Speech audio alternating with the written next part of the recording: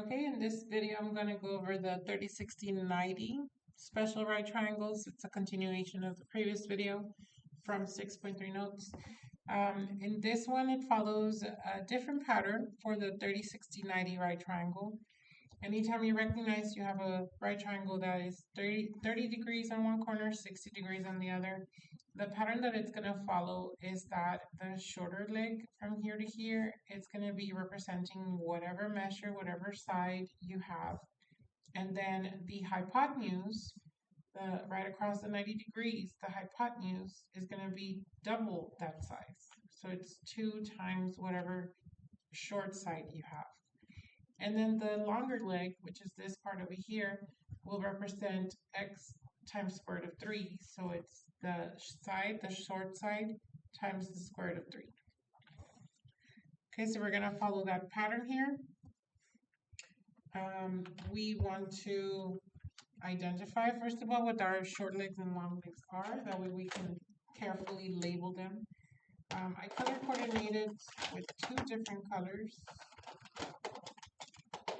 I'm going to color the short leg blue and the orange for the long leg. So that helps you see that the short leg will always represent that x amount, and the hypotenuse will be double that amount. And then the long leg will be x squared root of 3. So once you label it following that pattern, you're going to look at what information are you given. So you're given this side being 5, which is attached to the same side of what x represents. So that guarantees that all the x's that you're going to use here and here, they're all going to equal 5. So this side will be 2 times 5, and then this will be 5 square root of 3. So to answer these questions, x will be 5 square root of 3, and then y will be 10. All right, let's try another problem. So the short side and then the long side are there. And when you label these, the short side will represent x, the hypotenuse will represent 2x, and the long leg will represent x squared root of 3. So after you label and identify, look at what information are you given. You're given that 14 is equal to this side. So this guarantees that these x's is going to be replaced by 14, or are going to be replaced by 14. So this is 14 squared root of 3, and then this is 2 times 14.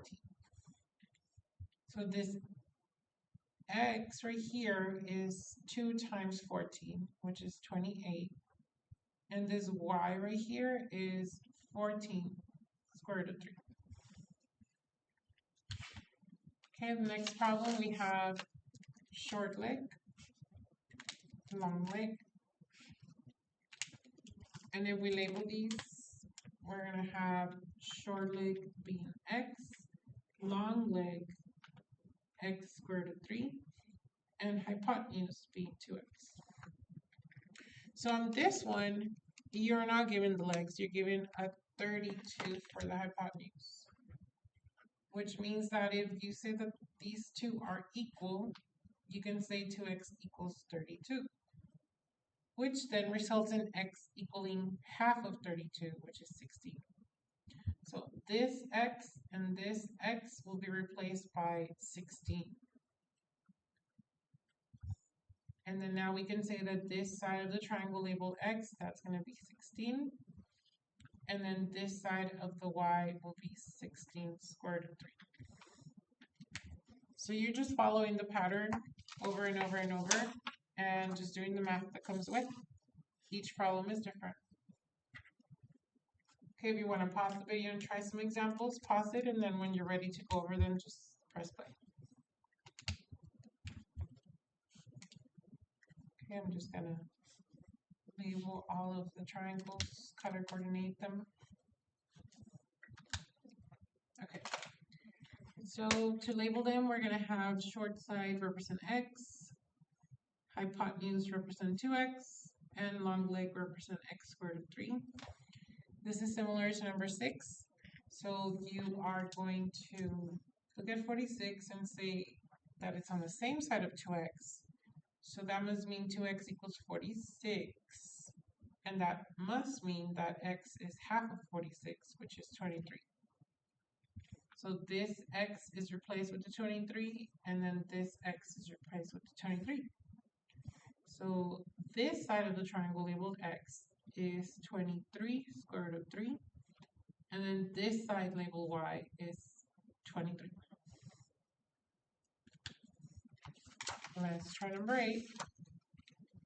If we label this one, we're going to say this is the short side, this is the hypotenuse, and this is the long side.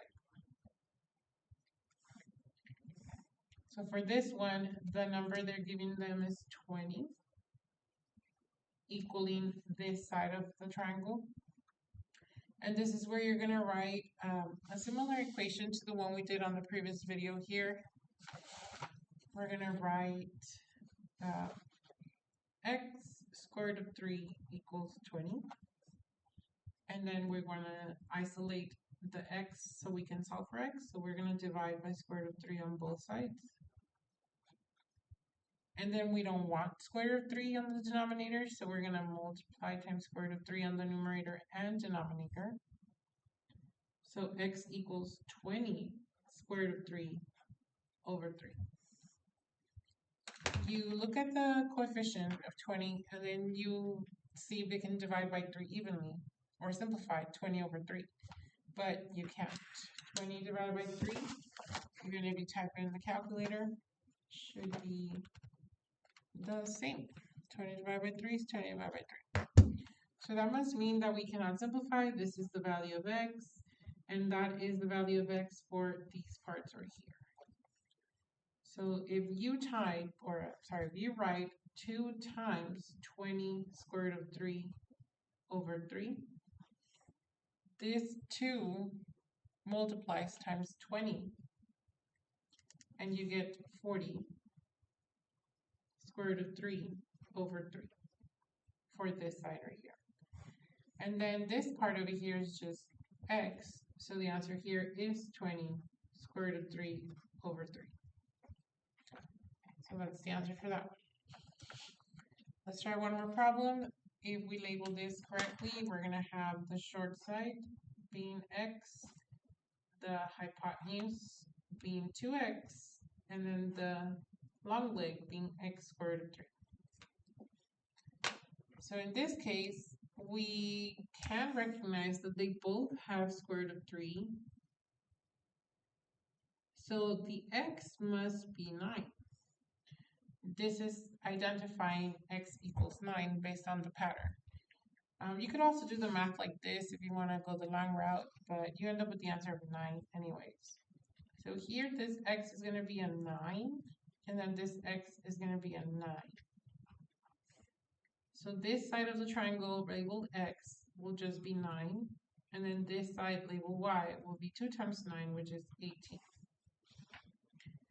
Okay, and just to make this video short, I'm gonna just stop right there, and then if you need extra help as you practice these, come over and ask me for help in class.